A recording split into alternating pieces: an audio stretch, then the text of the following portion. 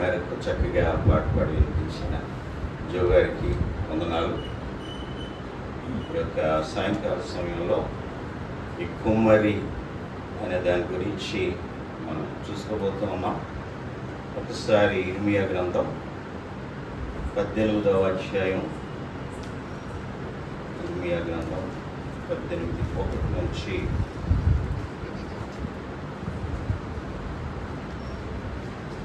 12వ వచనం వరకు. ఇర్మియా 18వ అధ్యాయం 1 నుంచి 12వ వచనం వరకు చూసుకుందాం. మొదటి వచనం నేను చదువుతాను. యెహోవా యొద్ద నుండి ఇర్మియాకు ప్రత్యక్షమైన వాక్కు, నీవు లేచి కుమ్మరింటికి పొమ్ము, అక్కడ నా మాటలు నీకు తెలియచేతును.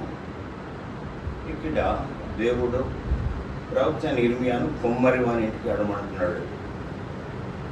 ఒక విధంగా మరి అక్కడికి వెళ్ళేటటువంటిది దేనికి, ఎందుకు అనేటటువంటి ఆలోచన ప్రవక్త ఇర్మియాకు రాలేదు. కానీ దేవునికి లోబడి దేవుని ఆజ్ఞను ఆలకించి ఆ కుమ్మరివారింటికి వెళ్ళినటువంటిది మనం చూస్తాం. ఇక్కడ నేను కుమ్మరి ఇంటికి వెళ్ళగా వాడు తన సారి మీద పని చేయుచుండెను. ఇర్మియా దేవుని వాక్కు ప్రకారం కుమ్మరివారింటికి వెళితే ఆ సారి మీద ఆ కుమ్మరి ఆ పాత్రలు చేయడం చూసాడట. మీరు ఎప్పుడైనా ఎవరైనా కుమ్మరివారింటికి వెళ్ళారా? కొండ చేయడం చూసారా మీరు? నేను శ్రీకాకుళంలో అప్పుడప్పుడు ఆ కుమ్మరి వారి వీధికి వెళుతూ ఉండేవాడిని. ఎందుకంటే అక్కడ కొంతమంది ప్రభువుని నమ్ముకున్న వారు ఉన్నారు కనుక అప్పుడప్పుడు వారిని పిలవడానికి, దర్శించడానికి వెళ్ళినప్పుడు అక్కడ కొండలు ఎలా చేస్తారని చూస్తూ ఉండేవాడిని. మట్టి ముద్దలు ఉంటాయి, బాగా పిసికి మెత్తన చేసి, అది ఒక మట్టి పూజ కావచ్చు, లేకపోతే నీళ్లు తాగే పూజ కావచ్చు, లేకపోతే వంట చేసే పాత్రలు కావచ్చు, అవన్నీ కూడా చాలా చక్కగా వారు చాలా నేర్పుగా వారు చేయడం చూశాను. అక్కడ ఏమన్నా సారి మీద పని చేయించున్నాను. సారి అంటే బహుశా మీకు తెలియకపోవచ్చు. సారి అంటే ఒక పెద్ద చక్రం ఉంటుంది. ఆ చక్రానికి మధ్యలో ఇరుసులాగన్నీ కర్రలు ఉంటాయి. ఒక్కొక్క కర్ర పెట్టి స్పీడ్గా తిప్పుతూ ఉంటాడు. ఆ చక్రం అలా తిరుగుతాను. ఇప్పుడైతే మోటార్ పెట్టేశారు. ఒకప్పుడైతే కర్ర పెట్టి తిప్పేవారు, కానీ దానికి ఇప్పుడు మోటార్ పెట్టేశారు. అది అలా తిరుగుతూ ఉంటుంది. ఆ మట్టి ముద్ద సెంటర్లో పెడతాడు. ఆ వేళ్లతో దాన్ని నొక్కినప్పుడు ఏ ఆకారం కావాలంటే ఆ ఆకారం వస్తుంది. దాన్ని తీసుకుని వెళ్ళి మళ్ళీ కాలుస్తాడు. కాల్చినప్పుడు గట్టిగా అయిపోవడం, రంగు మారడం అన్నీ జరుగుతాయి. ఇక్కడ మనం చూసినట్లయితే నేను కుమ్మరి ఇంటికి వెళ్ళగా వాడు తన సారి మీద పని చేయుచుండెను. ఆ 4వ వచనంలో కుమ్మరి జిగటమంటితో చేయుచున్న కుండ వాని చేతిలో విడిపోగా ఆ జిగటమును మరలా తీసుకొని కుమ్మరి తనకు యుక్తమైనట్టుగా దానితో మరి ఒక కుండ చేశాను. ఇక్కడ మనం చూసినప్పుడు ఇది ఎందుకు దేవుడు ఈ విధమైనటువంటి ఒక ప్రాక్టికల్గా ఇర్మియాను వెళ్ళి చూడమన్నాడు అని మనం ఆలోచిస్తే ఆశ్చర్యంగా ఉంటుంది. నేను ఆ కుమ్మరి వారి పని చూసినప్పుడు ఏ చిన్న లోపం వచ్చినా ఆ పాత్రకి కొంచెం లోపలికి వెళ్ళినా, బయటకు వచ్చినా వెంటనే మళ్ళీ వాళ్ళు తీసేసి మళ్ళీ ముద్దగా చేసి మళ్ళా ప్రయత్నం చేస్తూ ఉంటారు. ఆ యొక్క మెట్లో చిన్న రాయి కానీ లేకపోతే ఏదైనా పనికి రానిది ఉంటే మళ్ళీ వెంటనే దాన్ని తీసేసి మళ్ళా చేస్తూ ఉంటారు. అంత సులువైనటువంటిది కాదు. చాలాసార్లు అది పగిలిపోతూ ఉంటాయి, విడిపోతూ ఉంటాయి, ఆకారాలు మారిపోతూ ఉంటాయి. మళ్ళీ దాన్ని ముద్దగా చేసేసి మళ్ళా సారి మీద పెట్టి ఆ యొక్క వారు అనుకున్నటువంటి పాత్రలను వారు చేసేవారుగా ఉంటారు. ఇక్కడ మనం చూసినప్పుడు కుమ్మరి జిగట మట్టితో చేయుచున్న కుండ వాని చేతిలో విడిపోగా ఆ జిగటమును మరలా తీసుకొని కుమ్మరి తనకు యుక్తమైనట్టుగా దానితో మరి యొక్క కుండ చేసెను. ఆ యొక్క కుమ్మరిష్టం ఏ పాత్ర చేయాలని అనుకుంటాడో తన ఆలోచనల ప్రకారం ఆ పాత్ర చేయడానికి ప్రయత్నం చేస్తాడు. ఒకవేళ అది విడిపోయినా లేకపోతే ఇంకేమైనా సమస్య వచ్చినా తిరిగి అనుకుంటాడు దీని కాదు వేరే పాత్రగానే మారుస్తాను అనుకొని ఆ వేరే పాత్రగా అచ్చేవాడిగా ఉంటాడు. ఆ యొక్క కుమ్మరిష్టం తనకిష్టమైన ఆలోచన ప్రకారం తను అనుకున్న రీతిగా ఆ యొక్క పాత్రను చేసేటటువంటి ఆ యొక్క అధికారం ఆ కుమ్మరికి ఉంటుంది. ఇక్కడ మనం చూసినట్లయితే మరలా తీసుకొని కుమ్మరి తనకు యుక్తమైనట్టుగా దానితో మరొక కొండ చేస్తాడట. ఆకారం మారిపోవచ్చు, లేకపోతే మరి ఆ యొక్క చిన్నది పెద్దది అది మారిపోయేదిగా ఉండొచ్చు. ఆ యొక్క కుమ్మరికి అధికారం ఉంది. కుమ్మరి చేతిలో అది మదచబడేదిగా, కుమ్మరి చేతిలో అది చేయబడేదిగా, లేకపోతే కుమ్మరి దానికి సృష్టికర్తగా ఉంటూ ఉన్నాడు, లేకపోతే దాన్ని రూపించేవాడుగా ఉంటూ ఉన్నాడు. కనుక అది విడిపోయినా పగిలిపోయినా పాడైపోయినా మరలా మరొక ఆలోచన చొప్పున మరొక రీతిగా ఆ యొక్క కుమ్మరి చేసేటటువంటి అధికారం ఆయనకుంటూ ఉంది. ఇంకా క్రిందకు మనం వెళ్ళినట్లయితే 5వ వచనంలో అంతటి యెహోవా వాక్కు నాకు ప్రత్యక్షమై ఎలాగూ సెలవిచ్చాను. ఇప్పుడు ఆ యొక్క ఇర్మియా ఆ కుమ్మరి వారి ఇంటికి వెళ్ళాడు. ఆ పాత్రలు ఎలా చేస్తాడో చూశాడు. ఆ విడిపోతున్నటువంటి దాన్ని మరలా తిరిగి మరొక ఆకారంలోకి ఎలాగా కుమ్మరి మారుస్తూ ఉన్నాడో అన్నీ కూడా ప్రాక్టికల్గా దేవుని యొక్క ఆజ్ఞ ప్రకారం ఇర్మియా వెళ్ళి చూశాడు. ఇప్పుడు మరలా తిరిగి దేవుడు మాట్లాడతాం. ముందు చెప్పాడు, వెళ్ళమన్నాడు, వెళ్ళాడు. ఏం చేయమన్నాడో ప్రవక్త అది జరిగించాడు, చేశాడు. మరలా దేవుడు మాట్లాడుతూ ఉన్నాడు. నాకు ప్రత్యక్షమై ఇలాగూ సెలవిచ్చాను, ఇశ్రాయేలీయులారా ఈ కుమ్మరి మంటికి చేసినట్లు నేను మీకు చేయలేనా? ఇశ్రాయేలీయులారా, ఇశ్రాయేలీయులతో దేవుడు ఈ మాట సెలవిస్తూ ఉన్నాడు. ఈ కుమ్మరి మంటికి చేసినట్లు నేను మీకు చేయలేనా? ఇదే యెహోవా వాక్కు జిగటమన్న కుమ్మరి చేతిలో ఉన్నట్టుగా ఇశ్రాయేలీయులారా మీరు నా చేతిలో ఉన్నారు, మీరు నా చేతిలో ఉన్నారు. ఇశ్రాయేలీయులు మరి అనేక మార్లు దేవుని యొక్క మార్గం విడిచి తిరిగిన వారుగా ఉంటూ ఉన్నారు. అనేక మార్లు దేవుని మీద తిరుగుబాటు చేసిన వారుగా ఉంటూ ఉన్నారు. తప్పిపోయిన వారుగా, దూరమైన వారుగా, దేవుని విడిచిపెట్టిన వారుగా ఉంటూ ఉన్నారు. కనుక దేవుడు ఆయా సందర్భాల్లో వారిని ఆయా రకాలుగా శిక్షించినటువంటిది, లేకపోతే ఆయా రకాలుగా ఆ యొక్క సందర్భాన్ని బట్టి కొంతమందిని ఆయన నాశనం చేసినటువంటిది మనం చూస్తాం. ఇక్కడ ఇర్మియా ప్రవక్త కాలం వచ్చేసరికి ఇశ్రాయేలు యొక్క పరిస్థితి ఏమీ బాగోలేదు.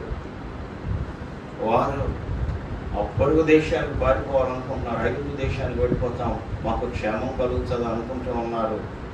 దేవుని యొక్క ఆలోచన వేరు. వీరు ఆ యొక్క నెబుకద్నెజరు రాజు చేత పరిపాలించబడేటటువంటి బబులోను దేశానికి వెళ్ళడం మంచిది అనేటటువంటిది దేవుని యొక్క ఆలోచన. దేవుడు వారితో మాట్లాడినటువంటి విషయాలు ఇక్కడ మనం చూసినట్లయితే ఇశ్రాయేలీయులారా ఈ కుమ్మరి మంటికి చేసినట్లు నేను మీకు చేయలేనా? ఇదే యెహోవా జిగటమన్న కుమ్మరి వారి చేతిలో ఉన్నట్టుగా ఇశ్రాయేలీయులారా మీరు నా చేతిలో ఉన్నారు, నా చేతిలో ఉన్నారు. ఆ కుమ్మరి ఆయనకి ఇష్టమైన రీతిగా ఆ పాత్రను మరుచువాడుగా, ఇష్టం లేకపోతే మళ్ళీ ముద్ద చేసేవాడుగా ఉంటూ ఉన్నాడు. అలాగే ఇక్కడ దేవుడు అంటూ ఉన్నాడు, ఇశ్రాయేలీయులారా మీరు నా చేతిలో ఉన్నారు, నా చేతిలో ఉన్నారు. కనుక ఇక్కడ ఎవరు కూడా మరి అతిశయించడానికి కానీ గర్వించడానికి కానీ లేదు. దేవుడు ఆయన చిత్తం, ఆయన యొక్క ఇష్టాన్ని మానవుల పట్ల జరిగించేవాడుగా ఉంటాడు. లేకపోతే మరి విశ్వాసుల పట్ల కూడా, క్రైస్తవుల పట్ల కూడా ఆయన జరిగించేవాడుగా ఉంటాడు. ఇక్కడ దేవుని ప్రజలను ఇశ్రాయేలు విషయంలోనే దేవుడు ఆ మాట అంటూ ఉన్నాడు, మీరు నా చేతిలో ఉన్నారు, మీరు నా చేతిలో ఉన్నారు. ఒకసారి రోమా 9:21 చూద్దాం.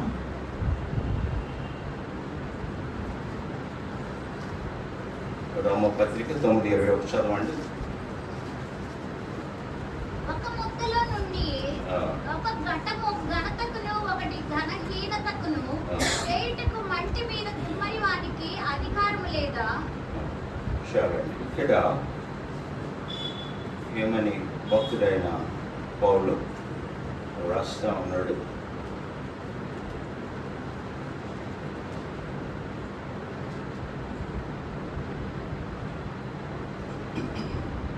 మంచి మీద కుమ్మరవానికి అధికారం లేదా?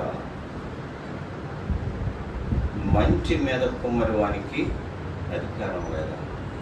ఎవరి కుమ్మరి? దేవుడైన యెహోవా కుమ్మరి. ఆ యొక్క ఇశ్రాయేలీయులు ఆ విషయం గ్రహించాలి, తెలుసుకోవాలనేటటువంటి ఉద్దేశంతో ఈ యొక్క ప్రవక్తను కుమ్మరవాని ఇంటికి వెళ్ళమన్నటువంటిది మనం చూస్తాం. మరొక వచన భాగం చూద్దాం. యెషయా గ్రంథం 45:9 చూడండి. యెషయా 45:9.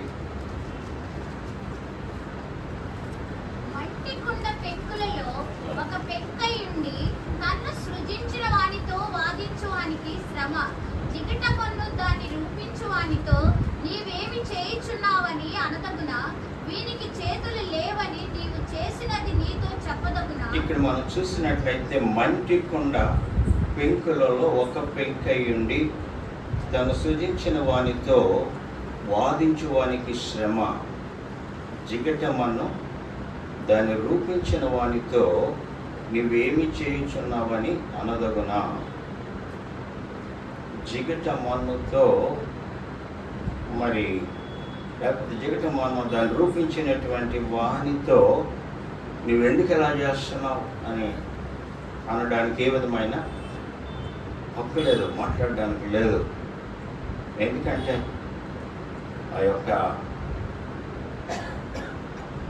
మట్టి ఆ యొక్క ఒక రకంగా ఆ యొక్క కుమ్మరి ద్వారా మలచబడేదిగా, రూపించబడేదిగా, సృష్టింపబడేదిగా ఉంటూ ఉంది తప్ప నన్ను ఎందుకు ఈ విధమైన ఆకారంలో చేసావు, నన్ను ఎందుకు పెద్దదానిగా చేసావు, ఎందుకు చిన్నదానిగా చేసావు అనేటటువంటి అడిగేటటువంటి అవకాశం, అధికారం లేదు.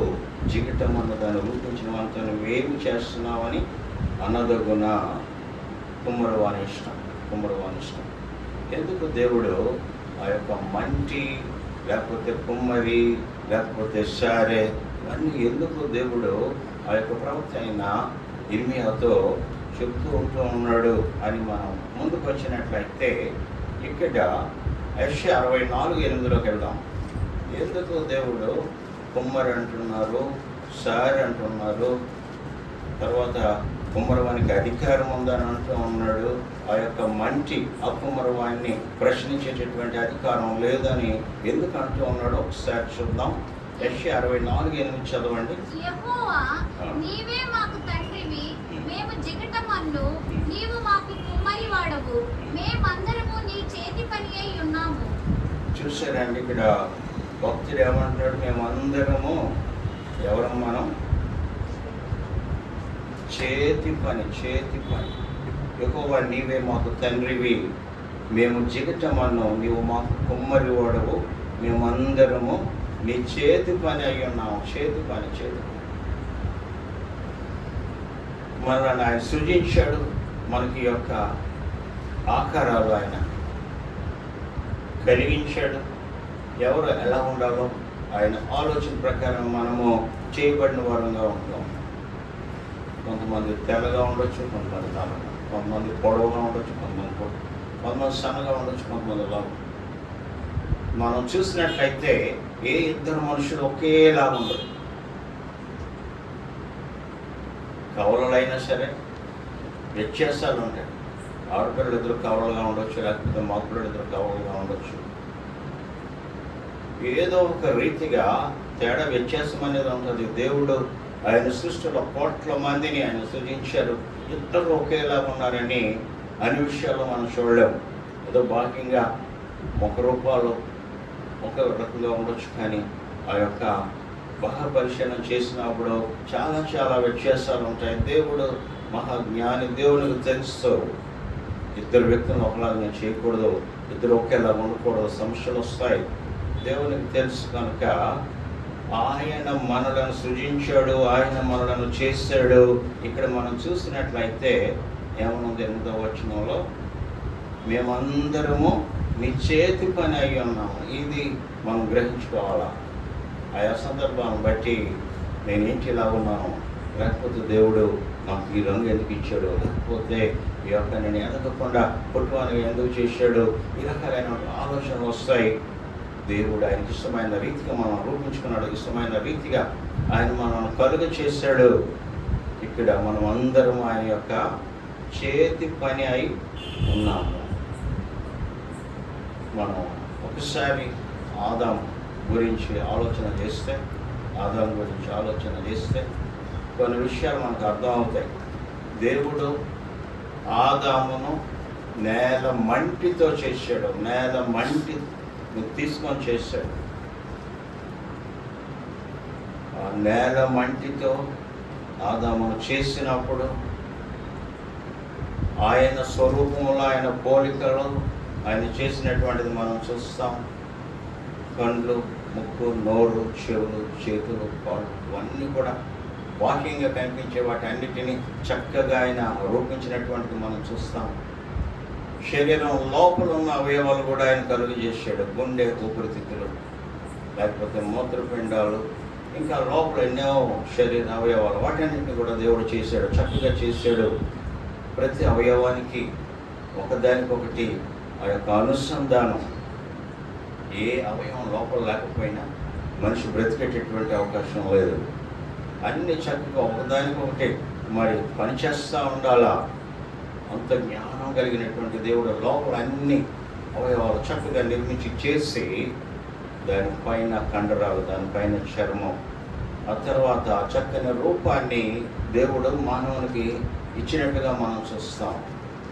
ఇక్కడ దేవుడు చేసినటువంటిది ఒకసారి ఆదికాండం 2:7లోకి వెళ్దాం. ఆదికాండం 2:7. దేవుడైన యెహోవా నేలమట్టితో నరుని నిర్మించి వాని నాసికారంధ్రములలో జీవవాయువును ఊదగా నరుడి జీవాత్మ ఆయను. ఇక్కడ దేవుడు అంతా చేసేసాడు. ఆయన రూపంలో మానవుని మంటితో చేశాడు. నేల మంటితో నరుని నిర్మించి. అనేకసార్లు మనం మర్చిపోతూ ఉంటాం. మనం నేల మట్టితో మనం చేయబడిన వారు అని మర్చిపోతూ ఉంటాం. ఇక్కడ వాక్యం చూసేసరికి జ్ఞాపకం రావాలా. దేవుడు నన్ను నేల మట్టితో నిర్మించాడు, నాసికారంధ్రంలో జీవవాయువును ఓదగా నేను బ్రతికేను, జీవిస్తాను. తల్లి గర్భంలో ఉండగానే దేవుడు మనకు ఆయన యొక్క ఊపిరి పోసాడు, గుండె కొట్టుకునేటట్టుగా చేశాడు. శరీర అవయవాలన్నీ కూడా చక్కగా పనిచేసేటట్లుగా చేశాడు. ఈ మధ్య వాట్సాప్ మెసేజ్లో, వాట్సాప్ దానిలో ఒక చిన్న చూపించాడు.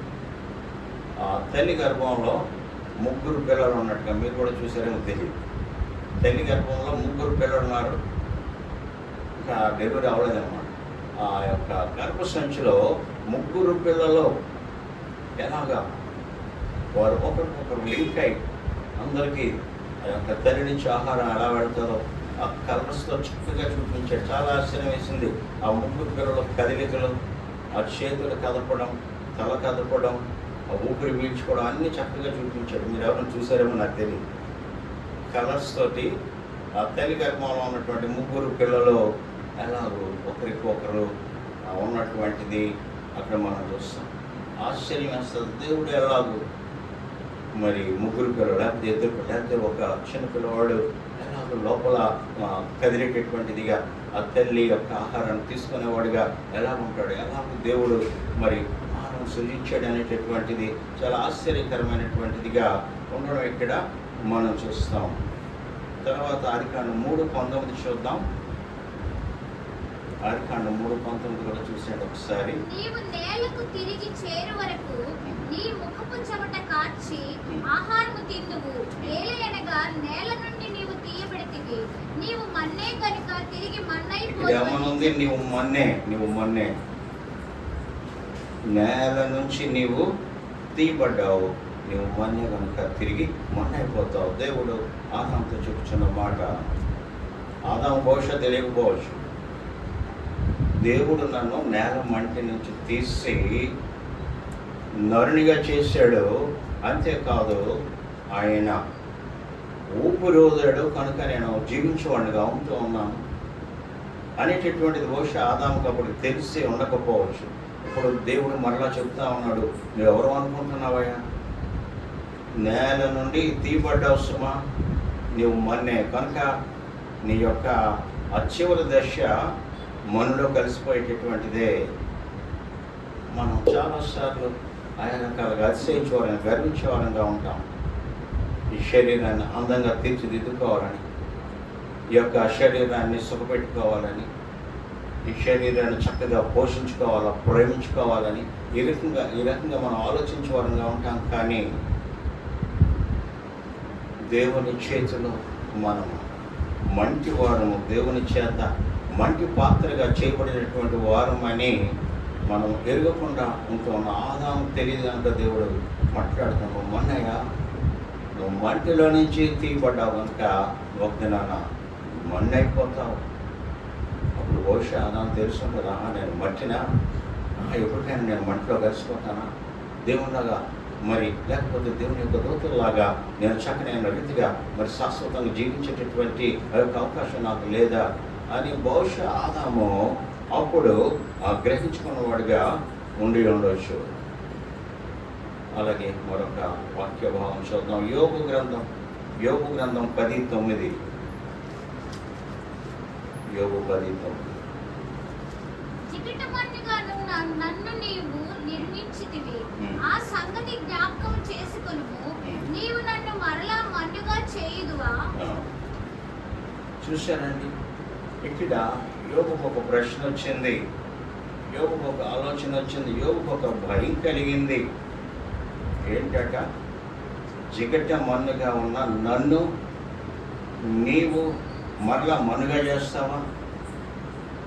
యోబు చాలా బాధలో ఉన్నాడు. యోబు చాలా మరి ఆ యొక్క అరికారు మొదలు నడినెత్తి వరకు ఆ యొక్క భరించలేని బాధ కలిగించేటటువంటి కురుకులతో నింపబడిన వాడుగా ఉంటూ ఉన్నాడు. కూర్చోలేడు, నిలవబడలేడు, పరుండలేడు, చాలా దీనస్థితి బాధలో ఆ యొక్క యోబు ఉంటూ ఉన్నాడు. ఆ యొక్క బాధలో ఆయన వ్యక్తం చేస్తున్నటువంటి మాట ఏంటి? జిగట మన్నుగా ఉన్న నన్ను ఆయనకు అర్థమైంది.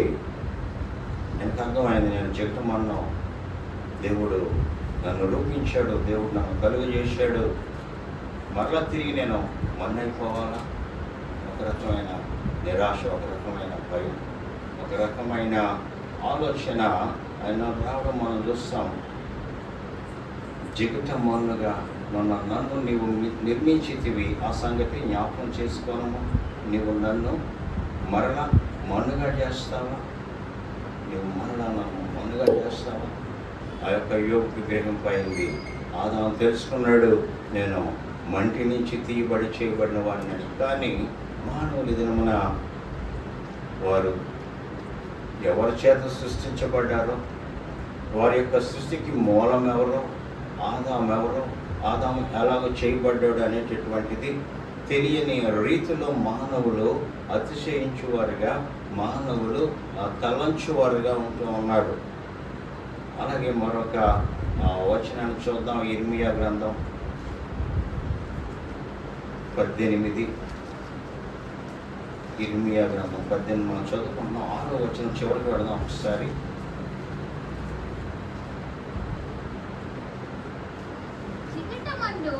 కుమ్మరి చేతిలో ఉన్నట్టుగా ఇశ్రాయేలు వారలారా, మీరు నా చేతిలో ఉన్నారు. ఇక్కడ మీరు నా చేతిలో ఉన్నారు, మీరు నా చేతిలో ఉన్నారు. మనము దేవుని యొక్క కృప చేత బ్రతుకుతూ ఉన్నాం. దేవుని యొక్క చిత్తము, దేవుని యొక్క ఆయన యొక్క వాత్సల్యతను బట్టి మనము బ్రతుకువరంగా, జీవించవరంగా ఉంటున్నాం అనేటటువంటిది మనం ఎన్నడూ మర్చిపోకూడదు.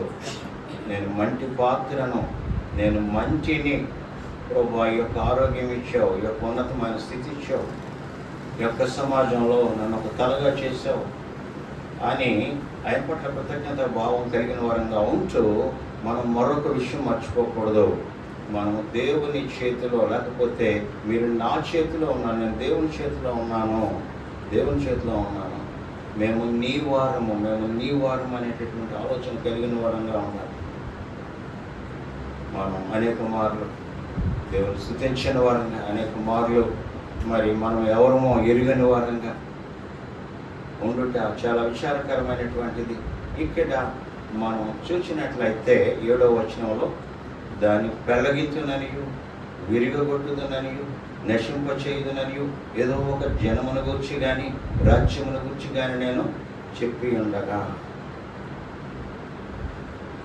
దేవుడు చరిత్రలో మనం చూసినట్లయితే కొన్ని పట్టణాలను ఆయన లేకుండా చేసేసాడు. నోవహు కాలంలోనైతే ఆ వేలాది లక్షలాది మందిని లేకుండా తుడిచివేసినట్లుగా, చెరిపివేసినట్లుగా మనం చూస్తాము. అందుకే ఇక్కడ పెళ్ళగిస్తాను, విరగొడతాను, నశింపజేస్తానని అంటూ ఉన్నాడు. ఆయన సృష్టికర్త అయి ఉంటూ ఉన్నాడు, ఆయనే సృష్టిని చేసిన వాడిగా ఉంటూ ఉన్నాడు. ఆయనకు అక్కర్లేదని అనుకున్నప్పుడు మనుషులను తుడిచేస్తాడు, మనుషులు లేకుండా చేస్తాడు, పట్టణాలను లేకుండా చేస్తాడు. ఈ దినాల్లో కరువులు వస్తున్నాయి, భూకంపాలు వస్తూ ఉన్నాయి. అమెరికా దేశంలో కూడా హ్యారికేన్స్ వచ్చినప్పుడు, లేకపోతే వర్షాలు ఫ్లడ్స్ వచ్చినప్పుడు మనం టీవీలో చూసినప్పుడు కార్లు పడవలాగా కొట్టుకొని వెళ్ళిపోవడం, లేకపోతే వేలాది గృహాలు కూలిపోయినటువంటిది, లేకపోతే ఇంకా రకరకాలైన విపత్తులు కలిగినటువంటిది ప్రపంచంలో ఆయా దేశాల్లో జరగడం మనం చూస్తాం. ఎందుకంటే దేవుడు అప్పుడప్పుడు ఆయా రకాలైనటువంటి విపత్తులు మానవుల మీద పంపిస్తూ ఉన్నాడు. ఇక్కడ పెళ్ళగిస్తాను, వెరగొడతాను, నశింపజేస్తానని అంటూ ఉన్నాడు. ఎందుకంటే అనేక రకాలైన జనాంగాల్ని, అనేక రకాలైన మానవులను దేవుడు తుడిచివేసినట్లుగా, తీసివేసినట్లుగా, నశింపచేసినట్లుగా మనం చూస్తాం. ఆయా జనాంగాలు చేశాను, ఇశ్రాయేలు చేశానని చెప్పట్లేదు. కానీ ఇక్కడ రాజ్యముల గురించి, ఏదో ఒక జనముల గురించి కానీ రాజ్యముల గురించి కానీ నేను చెప్పి ఉండగా, ఏ జనముల గురించి నేను చెప్పుతున్నానో ఆ జనము చెడుతనము చేయటం మానిన ఎడల నేను వారికి చేయనుద్దేశించిన కీడును గురించి సంతాపడతాను. దేవుడు చెప్తాడు, నేను శిక్షించబోతూ ఉన్నాను, లేకపోతే నీకు ఈ కీడు కలిగించనై ఉంటూ ఉన్నానని దేవుడు చెప్తాడు, హెచ్చరికిస్తాడు. హెచ్చరిక ఇవ్వకుండా దేవుడు ఆయన ఇప్పుడు శ్వాస విషయంలో కానీ, ఆయన ప్రజల విషయంలో కానీ ఆయన ఎన్నడూ చేసి ఉండలేదు. అబ్రహాము వద్దకు దేవుడు వచ్చాడు, చెప్తున్నాడు, నేను ఈ యొక్క సహోదరు కుమారుడైన ఆ లోతు వద్దకు వెళ్తా ఉన్నాను. ఆ యొక్క భూమి, ఆ యొక్క పాపముల గురించి నాకు మొరపెడతా ఉంది. అంతా చేశారు లేదా? ఆ మొరపెట్టిన అంతగా ఉంటూ ఉందా? నేను వెళ్ళి చూడాలని వచ్చాను. నేను నాశనం చేయబోతా ఉన్నాను. దేవుడు అబ్రహాము స్నేహితునిగా భావించి అబ్రహాం చెప్పడం మనం చూస్తాం. అబ్రహాం బ్రతిమలాడుతూ ఉన్నాడు. అబ్రహాము మరి 50 మంది ఉంటే, 45 ఉంటే, 40 ఉంటే, 30 ఉంటే, 20 ఉంటే, 10 ఉంటే, 10 మంది నీతిమంతులు ఉంటే నేను ఆ పట్టణాన్ని నాశనం చేయను. అక్కడ ఎంతమంది ఉన్నారు? ఒక్కడే ఉన్నాడు. ఇక్కడ మనం చూసినప్పుడు దేవుడు తొందరపడి ఏ పట్టణానికి కానీ, లేకపోతే ఏ దేశానికి కానీ నశింపచేయరు, కానీ ముందుగా హెచ్చరికలు ఇస్తాడు, ముందుగా ఆ విషయమై మాట్లాడేవాడుగా ఉంటాడు. ఇక్కడ మనం చూసినప్పుడు ఏమనుంది? మీరు నా చేతిలో ఉన్నారు. మనం హెచ్చించుకోవడానికి, అతిశయించడానికి, గర్వించడానికి ఏమీ లేదు. ఇక్కడ అంటూ ఉన్నాడు, ఏ జనముల గురించి నేను చెప్పుతున్నో ఆ జనము చెడుతనము చేయటం మానిన ఎడల నేను వారికి చేయను ఉద్దేశించిన కీడుని గురించి సంతాపపడతాను. ఇశ్రాయేలు గురించి మాట చెప్తున్నాడు. వారు చెడిపోయిన వారుగా ఉంటూ ఉన్నారు, దేవుని మీద తిరుగుబాటు చేసిన వారుగా ఉంటూ ఉన్నారు, తప్పిపోయిన వారుగా ఉంటూ ఉన్నారు, వారి యొక్క సొంత మార్గంలో వారు ఏర్పాటు చేసుకున్న వారుగా ఉంటూ ఉన్నారు. కనుక హెచ్చరిస్తున్నాడు. ఇక్కడ దేవుడు చెప్పుచున్నది ఏంటి? మీరు నా చేతిలో ఉన్నారు. మనం హెచ్చించుకోవడానికి లేదు, అతిశయించడం లేదు, గర్వించడానికి లేదు. ఒకసారి దావీదు చెప్పిన మాట చూద్దాం. కీర్తన 103:14-16 వరకు చూడండి. కీర్తన 103:14-16. మనము నిర్మింపబడిన రీతి ఆయనకు తెలిసే ఉన్నది. మనము మంటివారమని ఆయన జ్ఞాపకము చేసుకొనుచున్నాడు. నరుని ఆయువు గడ్డి వలెనున్నది. అడవి పువ్వు పూయినట్లు వాడు పూయును. దాని మీద గాలి వీచగా అది లేకపోవును. ఆ మీదట దాని చోటు దాని నెరుగదు. ఇక్కడ మనం చూసినట్లయితే భక్తుడైన దావీదు ఏమంటున్నాడండి? మనము మంటివారము. మనం మంటివారం. దావీదు కూడా అర్థమైంది. ఆయన గొప్ప రాజుగా ఉండొచ్చు, ఆయన ఎంతో ఉన్నతమైన స్థితిలో ఉండిన వాడుగా ఉండొచ్చు, దేవుని యందు భయభక్తులు కలిగిన వాడుగా ఉండొచ్చు, దేవుని మార్గంలో నడుచువాడుగా ఉండొచ్చు. అదే సమయంలో ఒకటి జ్ఞాపకం చేసుకుంటూ ఉన్నాడు. ఏమంటున్నాడు ఆయన? మనము మంటివారం అని ఆయన జ్ఞాపకం చేసుకొనుచున్నాడు. నరుని ఆయువు గడ్డి వలె ఉన్నది. అడవి పువ్వు పోయినట్లు వాడు పోయిను. దాని మీద గాలి వీచిగా అది లేకపోవును. ఆ మీదట దాని చోటు దాన్ని ఎరుగదు. ఇది మానవుని యొక్క జీవితం. మానవుని యొక్క జీవితం హింస. మనం ఎంతో గొప్పవాడుగా, ఎంతో ఆరోగ్యవంతులముగా, లేకపోతే ఆయా రకాలుగా మనం హెచ్చించుకునే వాడుగా ఉంటాం. కానీ మరి దావీదుకున్న గ్రహింపు, నేను మంచివాడను, మనం మంచివారమని ఆయన చెప్పినట్లుగా మరి మనకు ఆలోచన వస్తుందో? యోబు అంటున్నాడు, తిరిగి నన్ను మనుగా మారుస్తావా? ఆయన కూడా అర్థమైంది, నేను మనుగా మారుస్తావా? ఆదాం గ్రహించుకున్నాడు దేవుడు చెప్పినప్పుడు, నువ్వు మంటి నుంచి చేయబడ్డావాయా, తిరిగి నువ్వు మన్నైపోతావు. మరొక వచనం కూడా చూద్దాం. యాకోబు రాసిన పత్రిక 4, యాకోబు రాసిన పత్రికలో అక్కడ యాకోబు చెప్పిన మాట చూద్దాం. 4:18.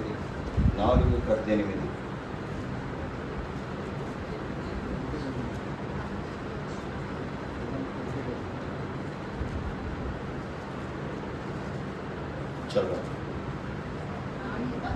14. రేపేమి సంభవించునో మీకు తెలియదు.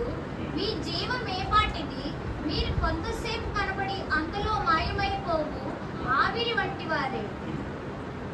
చూశానండి, మానవుని యొక్క జీవితం ఎంత అల్పమైనదో, ఎంత స్వల్పమైనదో. ఒక మంచి పాత్రకు ఏ సెక్యూరిటీ ఉంటుంది? ఒకప్పుడు నా చిన్నతనంలో మంటి పాత్రలో వండిన అన్నం తిన్నాను. నా చిన్నతనంలో ఈ యొక్క మరి ఇసురోడు లేకపోతే అల్యూమినియం ఉండేవి, కొద్దిగా ఉండేవి. ఆ మంటి పాత్రలోనే అన్నం, మంటి పాత్రలోనే కూరలు కూడా వండినటువంటిది ఉంటూ ఉండేది. కొన్నిసార్లు మరి ఆ కర్రలు పోయినప్పుడు పొరపాటున ఏదైనా సరైన రీతిగా ఆ కర్ర కూర్చేటప్పుడు ప్రాబ్లం వస్తాయి. ఆ మంటి పాత్రకు బీట వేసి ఆ యొక్క ఆ లోపల ఉడికేటటువంటి ఆ నీరు గారిపోవడం, అన్నం బయటకు వచ్చేయడం జరుగుతుంది. మంటి పాత్రకు సెక్యూరిటీ లేదు. మంటి పాత్ర ఎప్పుడైనా పగలవచ్చు, మంటి పాత్ర ఎప్పుడైనా విడిపోవచ్చు. అలాగే ఆ దినాల్లో మరి మంటి కొండల్లోనే నీళ్లు, మంచి నీళ్ళు మంటి కొండలో పోసుకుని మూత పెట్టుకొని అవే తాగుతూ ఉండేవాడు. ఒక రకంగా అది ఆరోగ్యవంతమైనటువంటి ఈ దినాల్లో ఉన్నటువంటి స్టీల్ కానీ అల్యూమినియం కానీ లేకపోతే ఇత్తడి కానీ మంచిది కాదు. మంటి పాత్రలో నీళ్లు శ్రేష్టమైన శాస్త్రం. ఎందుకంటే వాటికి కంటికి కనపడినటువంటి రంధ్రాలు ఉంటాయి. మంటి కొండలో ఉన్న నీళ్ళు తొందరగా పాడవు. స్టీల్ బిందులో ఉన్న నీళ్ళు అయితే అడుగుని కొంచెం సమస్యలు వస్తాయి. సరే, ఏదేమైనప్పటికీ ఇక్కడ ఏమన్నా ఉంది? రేపు ఏమి సంభవించినా మీకు తెలియదు. మీ జీవనం ఏపాటిది? మీరు కొంతసేపు కనబడే అంతలో మాయమైపోవు ఆవిరి వంటి వారే. మనము మంటివారమని, మనము మన యొక్క శరీరాలు, మన జీవితాలు శాశ్వతమైనవి కావని ఆ గ్రహింపు కలిగిన వారంగా ఉండాలి. మనం దేవుని చేతిలో భద్రపరచబడవలసిన మంటి పాత్రలు, మనం దేవుని యొక్క చేతుల్లో భద్రపరచబడవలసిన మంటి పాత్రలు అని ఆ యొక్క గ్రహింపు కలిగిన వాడంగా మనం ఉండాలి.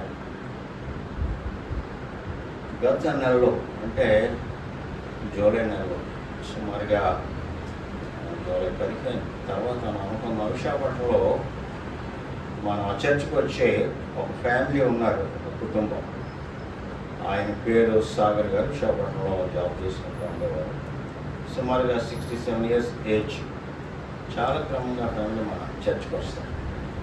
అకస్మాత్తుగా రాత్రి 11 గంటలకు ఆయనకి హార్ట్ పెయిన్ వచ్చింది. చాలా ఊపిరి పీల్చుకోలేని సమస్యలు వచ్చాయి.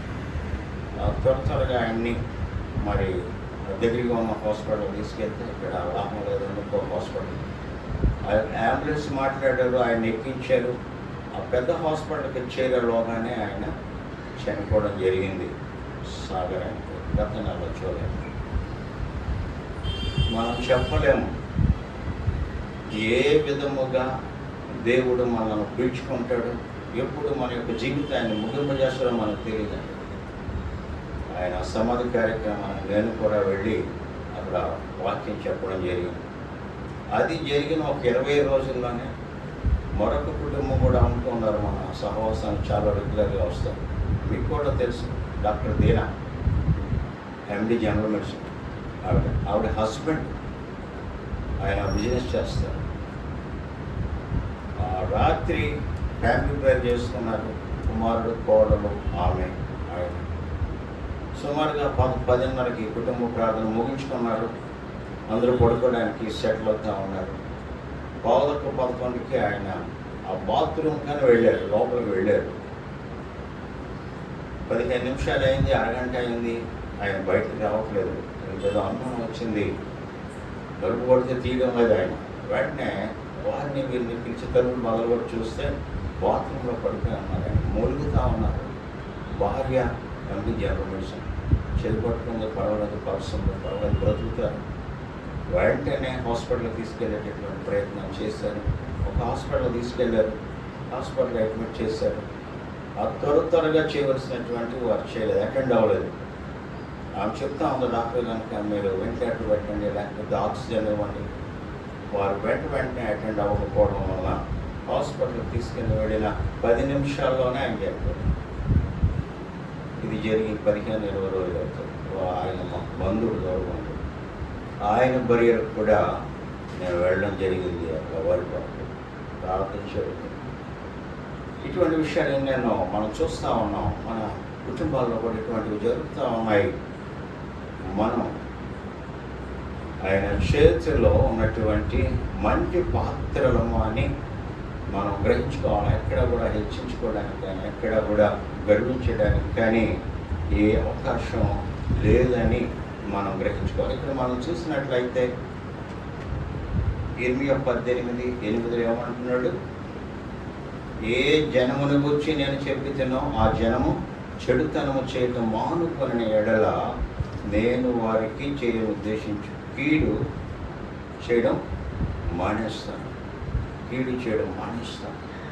హెచ్చరిక, ఇశ్రాయేలును హెచ్చరించు, ఇశ్రాయేలుకు సరైన రీతిగా నువ్వు వారికి తెలియచేయి. ముందు కుమ్మరవారింటికి వెళ్ళమన్నాడు. అశ్శారి మీద ఆ యొక్క కొండ లేకపోతే ఆ పాత్ర చేయడం ఇర్మియా చూసావు కదా. ఆ యొక్క కుమ్మరవాణి చేతుల మంటి విడిపోవడం, మరొక రీతిగా దాన్ని చేయడం.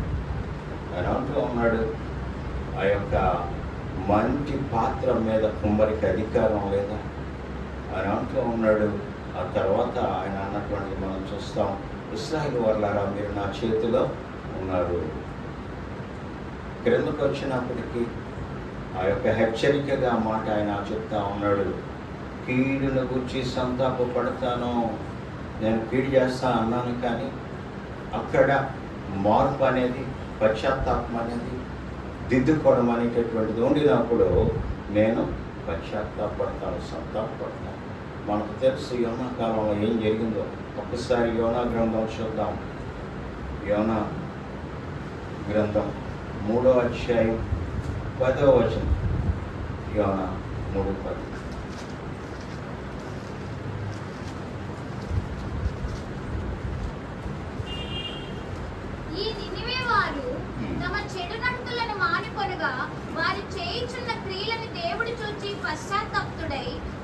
చేయుదునని తాను మాట ఇచ్చిన కీడు చేయక మానెను. ఇక్కడ మనం చూసినట్లయితే దేవుడు కీడు చేస్తాను అన్నాడు. 40 దినాల్లో ఈ యొక్క పట్టణానికి దుర్గతి కలుగుతుందని చెప్పాడు. అది దేవుని మాట, దేవుని యొక్క హెచ్చరిక. 40 దినాల సమయం ఇక్కడ మనం చూసినట్లయితే యోనా అది ప్రకటించినటువంటిది మనం చూస్తాం. 4వ వచనంలో, ఇక 40 దినములకు నినివే పట్టణము నాశనమగునని ప్రకటన చేయగా. 40 దినాలు హెచ్చరిక విన్నారు, రాజు విన్నాడు, సేవకుడు విన్నాడు, సామాన్యులు విన్నారు, ఆలోచన చేశారు. ఉపవాసం ఉండి ప్రార్థన చేద్దాం, దేవుని సన్నిధిలో మనల్ని మనం తగ్గించుకుందాం, బూడిదలో కూర్చుందాం, గోని పట్ల ధరిద్దాం. మనమే కాదు, మన యొక్క పశువులు లేకపోతే అవి ఉన్న సమస్తం అవి కూడా ఉపవాసం ఉండాలా. మనమే కాదు, ఈ విధమైనటువంటి ఒక తీర్మానం చేసుకున్నారు. అందరూ వారు మనపూర్వకంగా దేవుణ్ణి వేడుకున్నారట. మనుషులందరూ తమ మార్గములను విడిచి తాము చేయి బలత్కారమును మానివేయాలి. మనుషులేమి పశువులేమి సమస్తమును గోను పట్టుకొని వారు ఇక్కడ వారు ఉపవాసం ఉన్నారు. అంతేకాదు పశ్చాత్తాపడ్డారు. వారు చెడు నడతలను మానేశారు. చెడు నడతలను మానేయాల అది చేశారు. వాళ్ళు చెడు నడతలను మానుకొనగా వారు చేసిన క్రియలను దేవుడు చూచి పశ్చాత్తాపుడై వారికి చేయదనని తాను మాట ఇచ్చిన కీడు చేయక మానేను. దేవుడు ఆయా సందర్భాల్లో పశ్చాత్తాపడేవాడుగా, ఆయా సందర్భాల్లో సంతాపపడేవాడుగా ఉంటాడు. ఒక వ్యక్తి ఒక చెడిపోయిన వాడుగా ఉండి, ఒక వ్యక్తి మరి దేవుడు విడిచిన వాడుగా ఉండినప్పుడు దేవుడు ఆ యొక్క వ్యక్తిని శిక్షించేటటువంటి ఆలోచన కలిగి ఉన్నప్పటికీ ఆ యొక్క వ్యక్తి తన యొక్క పాపముల విషయంలో, తప్పిపోయిన విషయంలో తిరిగి దేవుని సన్నిధికి వచ్చి తను తాను తగ్గించుకున్నవాడుగా ఉంటే దేవుడు ఆయన తలంచిన కీడు చేయకుండా విడిచిపెట్టేవాడుగా ఉంటాడు. అలాగే మరొక వాక్య భాగాన్ని కూడా ఈ సందర్భంలో చూద్దాం. ఇర్మియా గ్రంథం 42 10-12. ఇర్మియా గ్రంథం 42 10-12. నేను మీకు చేసిన కీడును గురించి సంతాపం పొంది ఉన్నాను. మీరు తొందరపడక ఈ దేశంలో కాపురం ఉన్న ఎడల పడగొట్టక నేను మిమ్మల్ని స్థాపింతును, పెళ్ళగింపక నాటెదను. మీరు బబులోను రాజునకు భయపడుచున్నారే, అతనికి భయపడకుడి. మనం చూసినట్లయితే దేవుడు మరలా మాట్లాడు, నేను మీకు చేసిన కీడును గురించి సంతాపం పొంది ఉన్నాను. మీరు తొందరపడక దేశంలో కాపురం ఉన్న ఎడల పడగొట్టక నేను మిమ్మల్ని స్థాపిస్తాను, పెళ్ళగింపక నాటుతాను. ఈ యొక్క ఇశ్రాయేలు అందరూ అనుకుంటున్నారు ఐగుప్తు దేశం చాలా దగ్గరగా ఉంది, అక్కడికి వెళ్ళిపోతే మాకు క్షేమం, అక్కడికి వెళ్తే మాకు బాగుంటుంది అనేటటువంటి ఆలోచన వాళ్ళు కలిగి ఉంటూ ఉన్నారు. కానీ దేవుడు చెప్తున్నాడు, మీరు బబులోను రాజుకు భయపడవద్దు, అతనికి భయపడకుడి, అతని చేతిలో నుండి మిమ్మల్ని తప్పించి మిమ్మల్ని రక్షించుటకు నేను మీకు తోడై ఉన్నాను. అతనికి భయపడకుడి, మరియు అతడు మీ ఎడల జాలిపడి మీ స్వదేశములకు మిమ్మల్ని పంపునట్లు మీ ఎడల నేను అతనికి జాలి పుట్టిస్తాను. ఇక్కడ దేవుని యొక్క ఆలోచన, దేవుని యొక్క ప్రణాళికను గురించి దేవుడు ఇశ్రాయేలులకు బయలుపరుస్తూ ఉన్నాడు. శిక్ష వస్తుంది. ఇశ్రాయేలు చేసిన ఘోరమైన, ఇశ్రాయేలు చేసిన ఆ యొక్క పాపములను గురించి దేవుడు అప్పటికే డిసైడ్ అయిపోయాడు. వీరిని తప్పనిసరిగా బానిసలుగా బబులోను దేశం పంపించాలా, దేవుని ఆలోచన అయిపోయింది. కానీ తిరిగి మిమ్మల్ని రప్పిస్తాను, మీ పట్ల జాలి చూపిస్తాను, మిమ్మల్ని పెళ్ళగింపక నేను నాటుతాను, మిమ్మల్ని స్థిరపరుస్తాను అనేటటువంటి మాటలు ఇక్కడ దేవుడు చెప్పడం చూస్తాం. అలాగే ఇర్మియా గ్రంథం 7వ అధ్యాయం 3వ వచనం చూద్దాం. ఇర్మియా 7:3. సైన్యములకు అధిపతియు ఇశ్రాయేలు యొక్క దేవుడనగు యెహోవా ఇలాగ సెలవిచ్చుచున్నాడు, నేను ఈ స్థలమును మిమ్ము నివసింప చేయునట్లు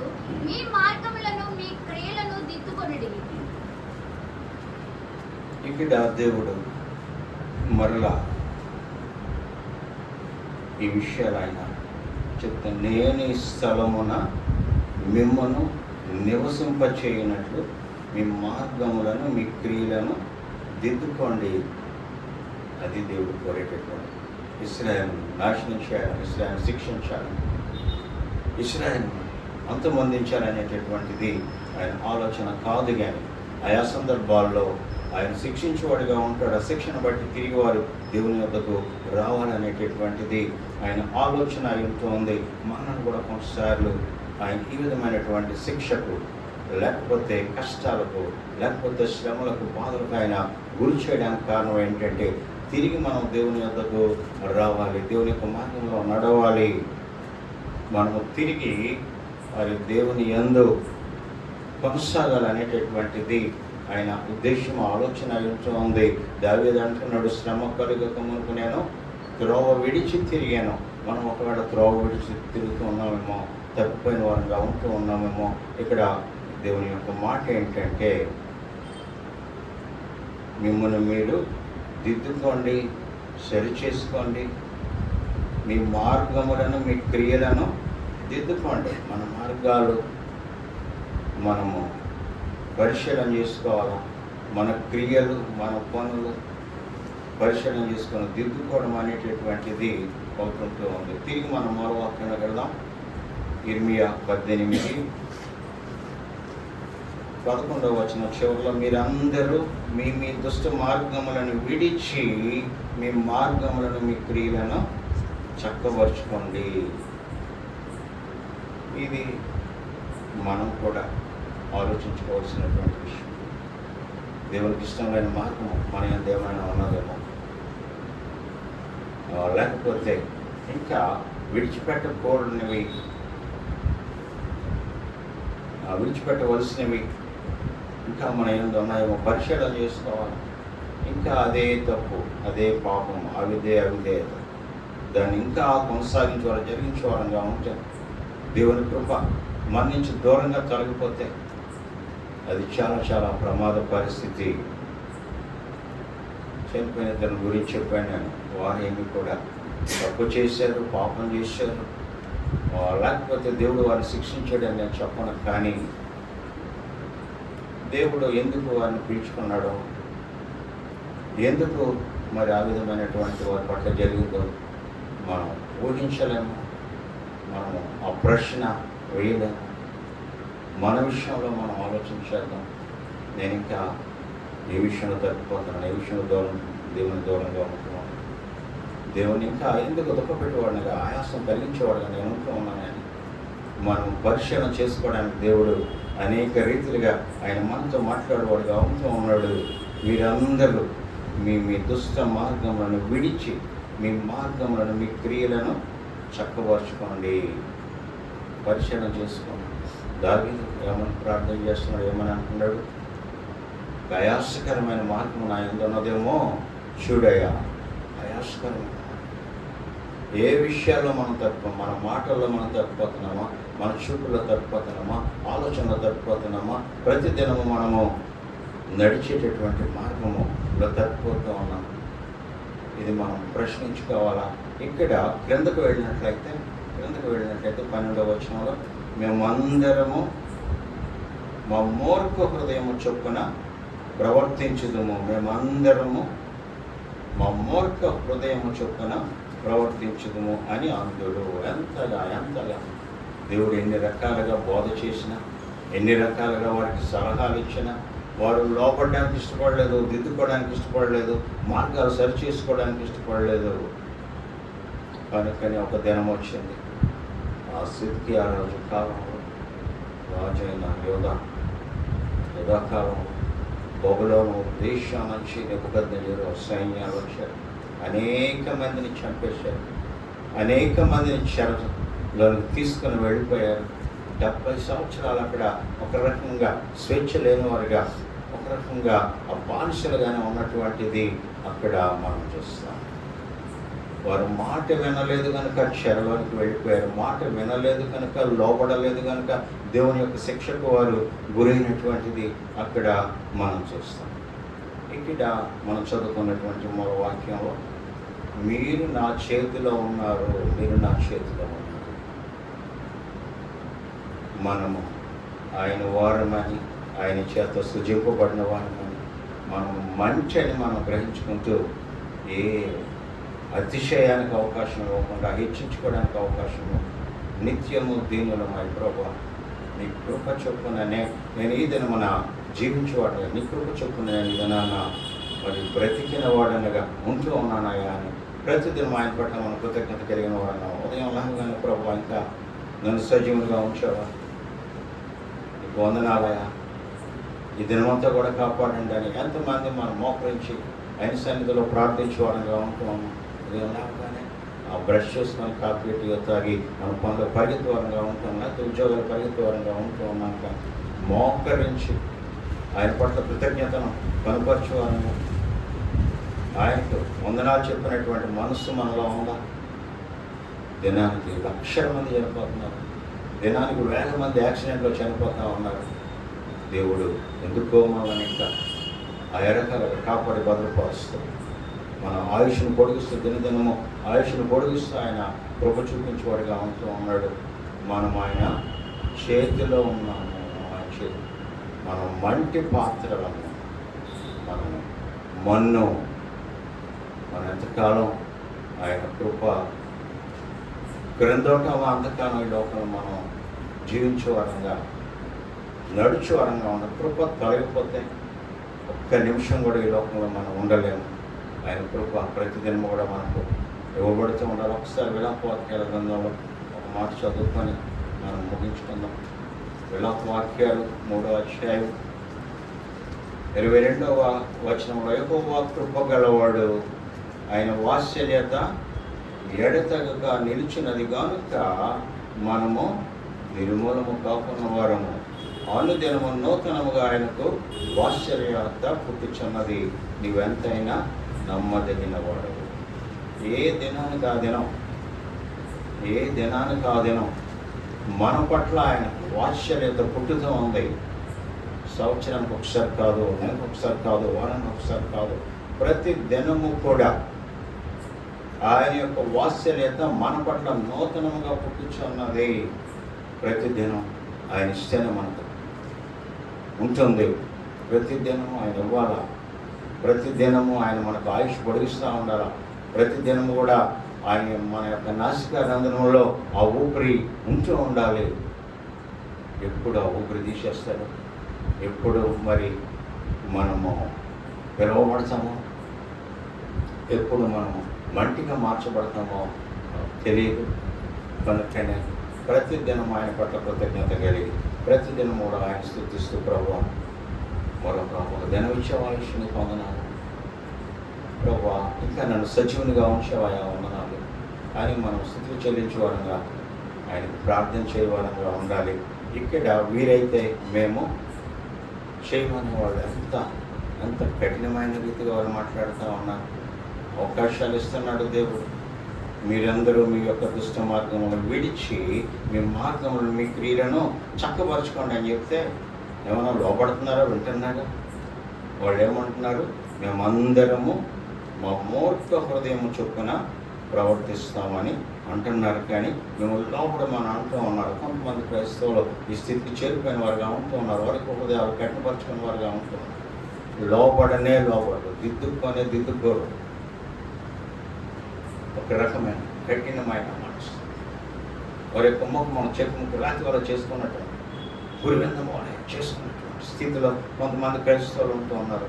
విషాదకరమైనటువంటిది, మరి బాధతో కూడినటువంటిది. ఇక్కడ మరి ఈ యొక్క వ్యతిరేకత, ఈ యొక్క విమర్శ, దేవునికి విరుద్ధమైన ఆలోచనలు రాకుండా ఇంతవరకు ఈ స్థితి మాకు ఇచ్చేవయ్యా వందనాలను చెప్పుకోవాలని. మరి నీ చేతిలో ఉన్నామయ్యా, కనుక ప్రతిదినము నీ వాత్సల్యత మా పట్ల నూతనంగా పుట్టించాయా. నాకే కదా నా కుటుంబం, నా బిడ్డల కొరకు కూడా పుట్టించని మనం ప్రార్థించేవాళ్ళంగా ఉండాలి. మనం ఆయన యొక్క చేతి పనివారని ప్రార్థన చేస్తాం. మా దేవ, మా ప్రభువ, మేము మంటి వారమని మేము తెలుసుకోవడం చాలా అవసరం. కొన్నిసార్లు మా యొక్క ఆరోగ్యాన్ని బట్టి, మా యొక్క బలాన్ని బట్టి, మా యొక్క స్టేటస్ బట్టి, మా యొక్క చదువులు ఉద్యోగాలు బట్టి అతిశయించే వారంగా ఉంటామయ్యా. మరి దావీదుకు తెలుసు మనము మంచి వారము, దావీదుకు తెలుసు. అలాగే యోబుకి అర్థమైంది, నువ్వు తిరిగి నన్ను మన్నుగా చేస్తావా దేవా. ఆదాముకు గ్రహింపు అయింది, నువ్వు మంటి నుంచి తీయబడ్డావయ్యా, నువ్వు తిరిగి మన్ను అవుతావు. ఇలాగూ కొంతమంది విషయాలు మనం చూస్తాం. అక్కడ ఈ యొక్క విషయాన్ని ప్రవక్త ఇర్మియా ద్వారా దేవుడు ఇశ్రాయేలుకు హెచ్చరిక ఇచ్చినప్పటికీ, అవకాశాలు ఇచ్చినప్పటికీ, నేను మిమ్మల్ని పెళ్ళగింపక, నేను మిమ్మల్ని మరి ఆయా రకాలుగా శిక్షించకుండా నేను ఉంటాను. ఆ యొక్క జనులు అన్యజనులను చేసినట్టు మీకు చేయను. మీరు మీ యొక్క ప్రవర్తన దిద్దుకోండి, మీ యొక్క మార్గము సరి చేసుకోండి, నేను కీడి చేయకుండా పశ్చాత్తాపడతాను అని అవకాశాలు ఇచ్చినా సరే వారు లోబడలేదు, దిద్దుకోలేదు, సరి చేసుకోలేదు. నిత్యము ఆయన మీద తిరుగుబాటు చేసిన వారుగానే ఉన్నారు. చంపబడ్డారు, చెరలోకి వెళ్ళిపోయారు. 70 సంవత్సరాలు బానిస బ్రతికినటువంటిది చూస్తాం. మా దేవా, మా ప్రభు, నీ హెచ్చరికలు మేము వినివారిగా, హెచ్చరికలు మేము లోబడి వారినిగా చేయండి. అనేక విషయాల్లో మేము తప్పిపోతున్నామయ్యా. నీ యొక్క మార్గంలో మేము విడిచిన వారంగా ఉంటాం. నీ ఆజ్ఞలను గైకొనకుండా జీవించే వారంగా, నడుచు వారంగా ఉంటూ ఉన్నామయ్యా.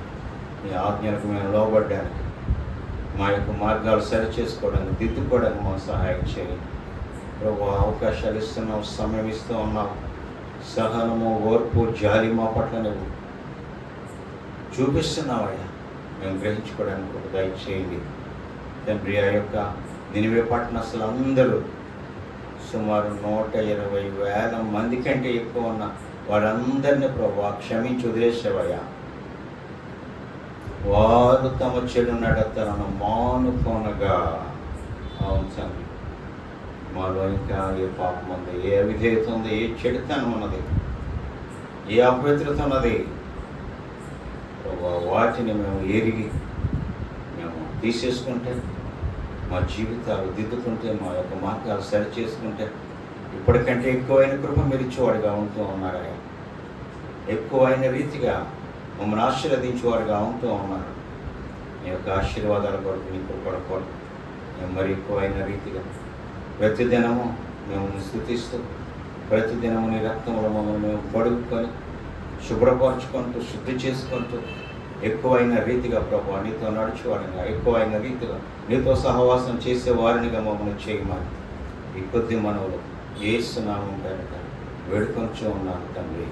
ఆమేన్.